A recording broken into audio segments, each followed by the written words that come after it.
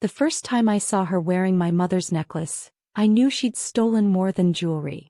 She stole my father's attention, my inheritance, my future. And eventually she even tried to steal my name. So while she played the part of the perfect daughter, I played along. I smiled. I kept quiet. Until the day I stopped. And when I did, I came for everything she took, piece by piece. My name is Noelle Grace Carter. And if you ask anyone in my family, I'm the difficult one, the quiet one, the leftover. But that wasn't always the story. Once upon a time I had a mother who called me her sunshine. I had a bedroom full of books, a drawer full of dreams, and a future as bright as the summer sky. Then my dad remarried, and my world changed. Her name was Vanessa, my stepmother. And she brought with her a daughter named Lena, the girl who would become my stepsister, my shadow, and eventually my replacement. Lena was sugar-sweet when my dad was around. She said please, and thank you, and batted her perfect lashes. But behind closed doors, she was ice. She stole things, broke things, lied, and blamed every bit of it on me. And my dad believed her. Every time. When our mom died I was 14. I still remember how tightly she held my hand in the hospital. "Don't let them erase you, Noelle," she whispered. "This world will try, but you fight to stay visible. Promise me." I nodded, crying into her shoulder. She passed 2 days later. And from that moment forward no one ever looked at me the same again. Vanessa moved in like a queen staking her claim. She threw out everything that reminded my dad of Mom. Her art, her books, even the floral curtains she'd made by hand. She said it was to make space for healing. But what she really meant was, we're rewriting this story and you don't get a voice. Lena got the room with the balcony. I got the attic. He got piano lessons, spa days, designer shoes. I got silence. But the worst betrayal came the night before Lena's sweet 16. I walked past her room and saw her trying on my mother's necklace. The one she wore every anniversary, tucked beneath her blouse like a secret. That necklace wasn't just jewelry. It was a promise. Mom had given it to me when I turned 13. "It's yours, sweetheart," she'd said. "When the world feels loud, just touch it and remember who you are." But now it hung around Lena's neck like it had never belonged to anyone else. I stormed in. "Take it off. That was mine." Lena smiled. "Not fake. Smug. Dad said I could have it. It matches my dress better anyway." That's when I knew. This wasn't about a necklace. This was about erasure. I was being replaced one piece at a time. From that point on I stopped trying to win their approval. I stopped asking for love. For fairness. For recognition. They made it clear. Lena was the daughter they chose. And I was just the one they tolerated. Until they didn't anymore. I left home at 19 with a backpack, a busted phone, and a promise to myself. One day I'll show them who they tried to erase. And when I did, I wouldn't ask for a seat at their table.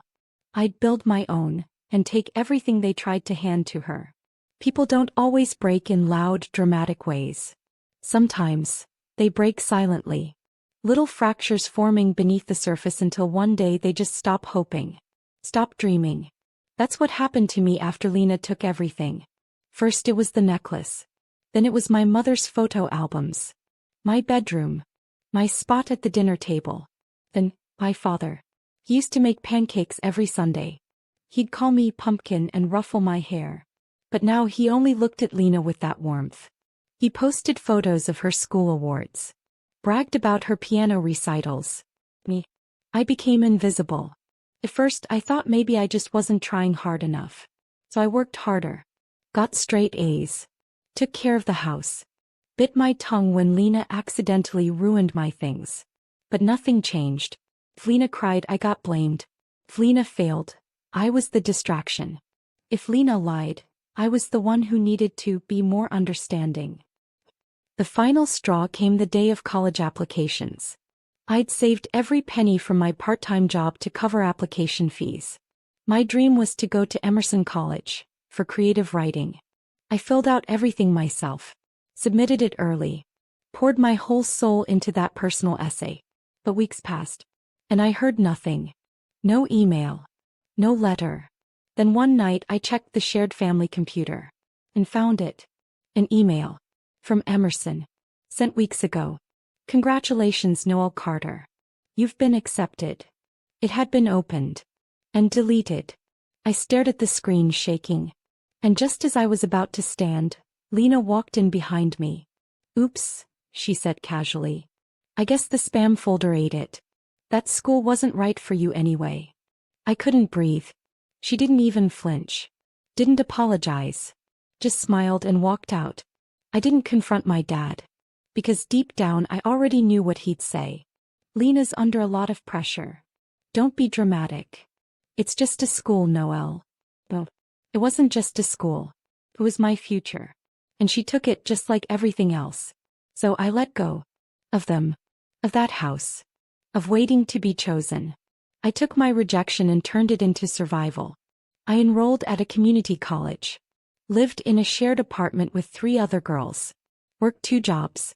Ate instant noodles for dinner more nights than I'd like to admit. But I was free. Slowly. I started to find myself again. I kept writing. Poetry. Short stories. Secret essays about growing up invisible. I never showed them to anyone. Until one day I submitted one to a small magazine. Under a pen name. A story about 2 sisters. One adored, one erased. A story that felt like mine. But wasn't quite. 3 weeks later I got an email. We'd love to publish your piece in our winter issue. It wasn't just validation.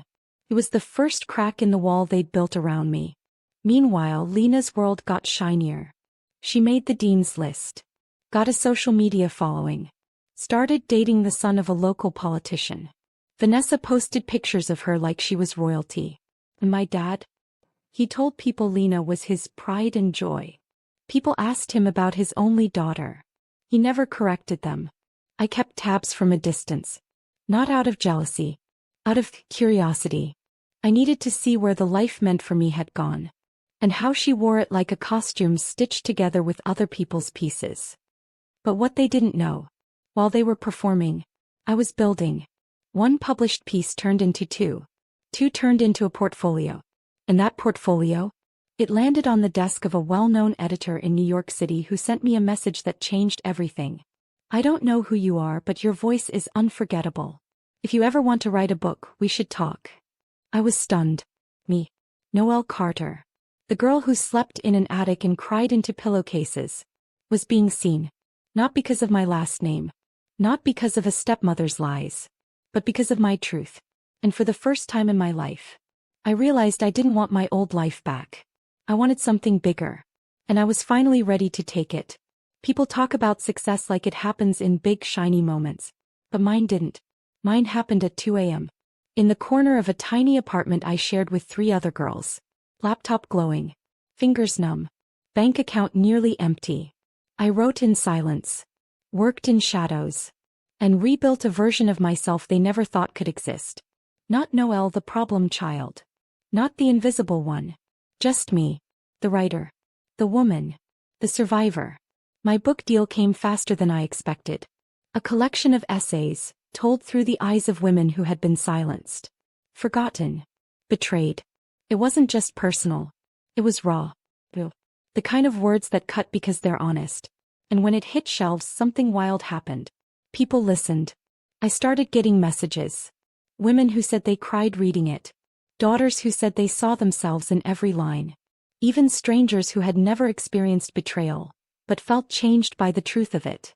The book made waves. Local press picked it up. Then regional. Then national. Podcasts. Bookstores. Interviews. And somewhere in that storm of success, I got an invitation. It was an email from a charity gala in Manhattan. They were honoring rising voices in literature and social change. Guess who else was being honored that night? Lena.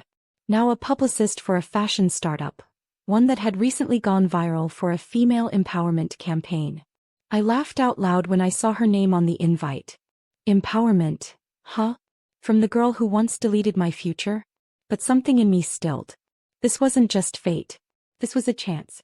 I wasn't going to crash the gala. I was invited. But I wasn't going as the poor, forgotten sister. I was going as a name on the guest list. A published author. A keynote speaker. A woman who had nothing to prove, and everything to reclaim. The night of the event I wore black silk. My hair swept up. A simple gold chain around my neck. Not the necklace Lena stole. Something new. Something mine. The room shimmered with designer gowns and champagne laughter. I moved through it with quiet power, the way only someone who'd earned her space can. And then I saw her. Lena. She looked like success. Perfect skin. Diamond earrings. That polished, camera-ready smile. But when our eyes met, she froze. And for the first time since we were kids, she looked nervous. She walked toward me, champagne in hand. "Noelle," she said, voice high, rehearsed. I didn't know you were going to be here." "Why would you?" I said, smiling. "We don't really keep in touch." Her laugh cracked at the edges. "I heard you wrote a book." "Yes. You might recognize some of the characters." Silence. Just for a moment. Then she glanced at the name tag pinned to my chest. Featured guest, Noelle Grace Carter. And I watched the recognition hit her. I wasn't in the attic anymore. Later that night, the host called my name. I stepped onto the stage, lights blinding, applause echoing. And I spoke not just for me, but for every girl who'd been pushed aside, replaced, erased. Sometimes the life you deserve doesn't come wrapped in a bow. Sometimes it's the one they said you couldn't have. And taking it back isn't about revenge. It's about remembering who you've always been. The crowd stood. And somewhere in the back I saw her watching me. Lena. No longer shining. No longer winning. Just stunned. I left that night with a full heart. Not because I'd outshone her. But because I'd outgrown her. I no longer needed their approval. I didn't want their table. I built my own. And at that table, no one gets erased. After the gala, I didn't expect to hear from Lena. I figured she'd pretend I didn't exist. Again. But a week later I got a message. From her. It was short. Tense. Awkward. "Hey. Can we talk?" At first I ignored it. I'd waited my whole life for her to acknowledge what she'd done. And now she wanted to talk? No apology. No explanation. Just, "Can we talk?" But curiosity won. So I said yes. We met at a cafe in the Upper West Side. Neutral ground. She was already there when I arrived. Back straight, coffee untouched, eyes glued to the door like she wasn't sure I'd show. She stood when she saw me. "You look amazing," she said. I sat down without answering. Let her talk. "I read your book," she started. I recognized the story. I knew it was me. I guess I deserved it. I stayed quiet. Because I wanted to see how far she'd go before the performance cracked. She sighed. "I didn't come here to fight. I wanted you to know something." I raised an eyebrow. "You mean, other than the fact that you stole my college acceptance?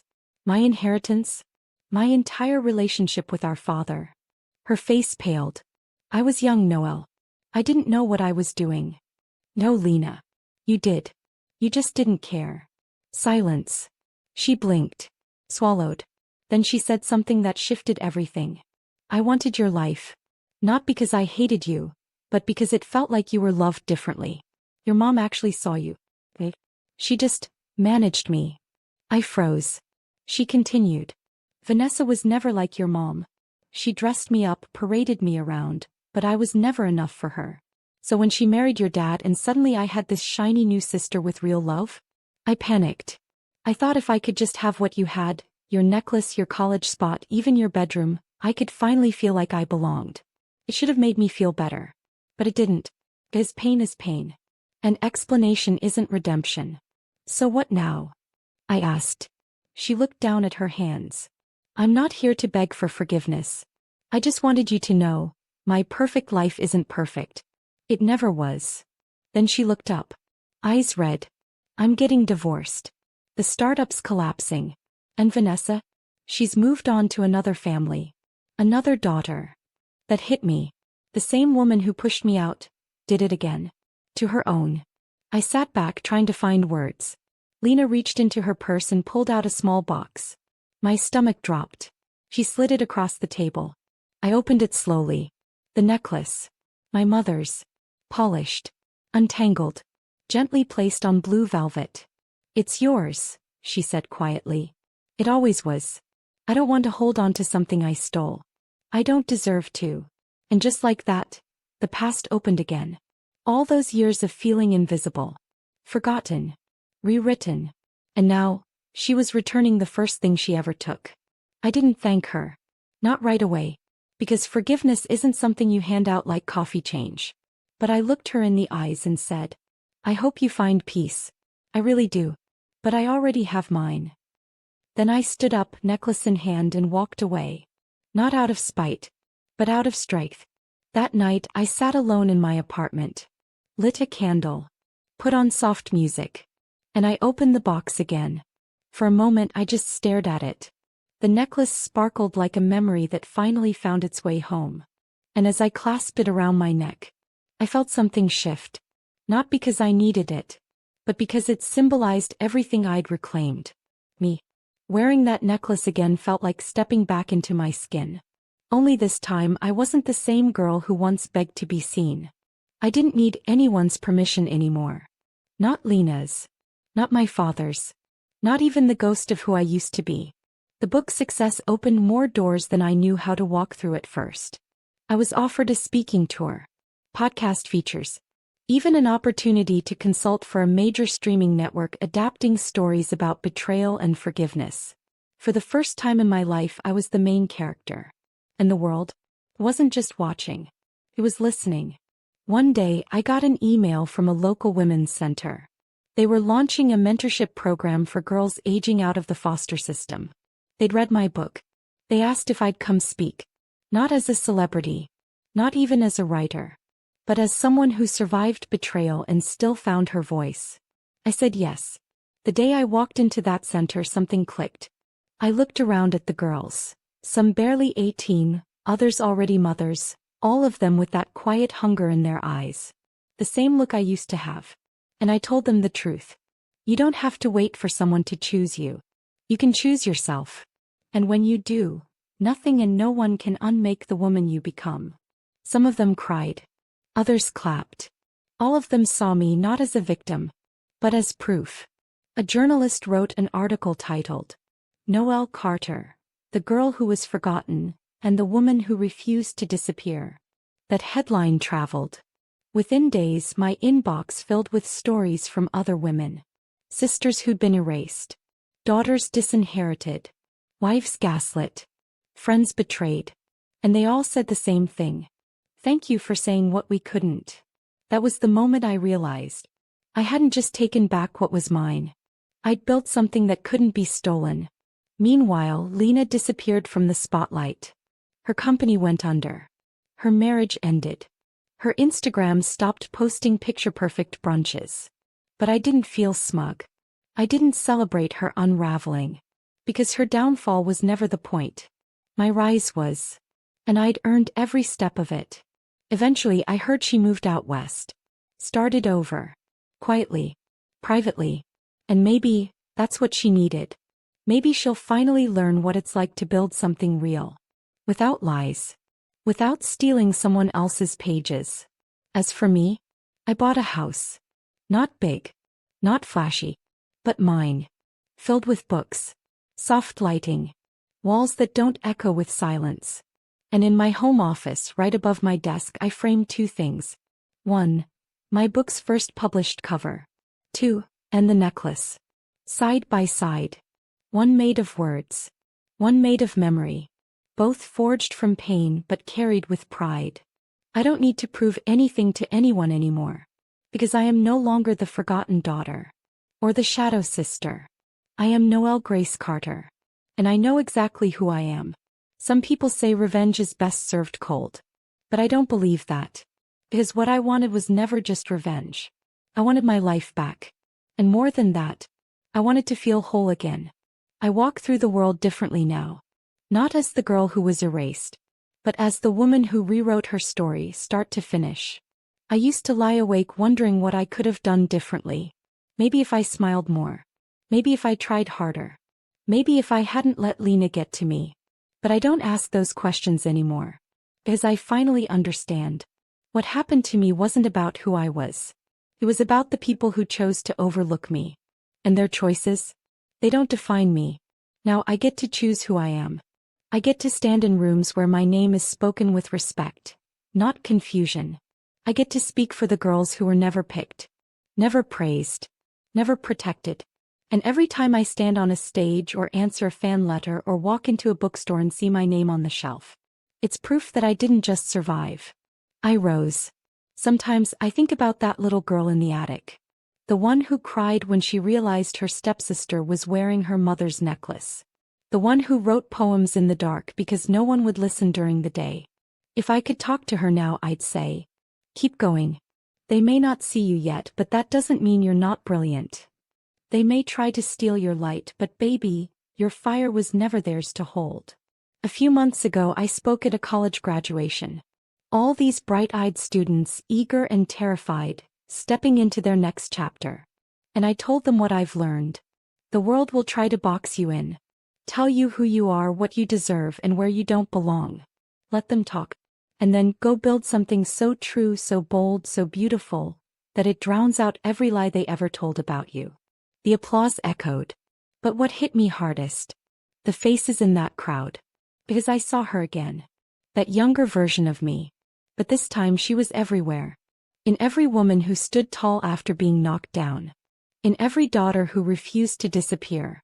In every voice that learned how to say, I am enough. I don't wear the necklace every day. Not because I'm afraid to, but because I no longer need a reminder of where I came from.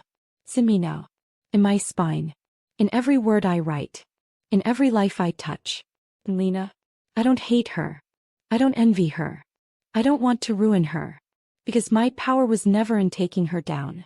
It was in rising without needing her at all. So if you're watching this right now, if someone stole your joy, your recognition, your rightful place, I see you.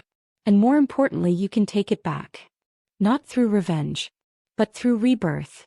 Through remembering exactly who you are.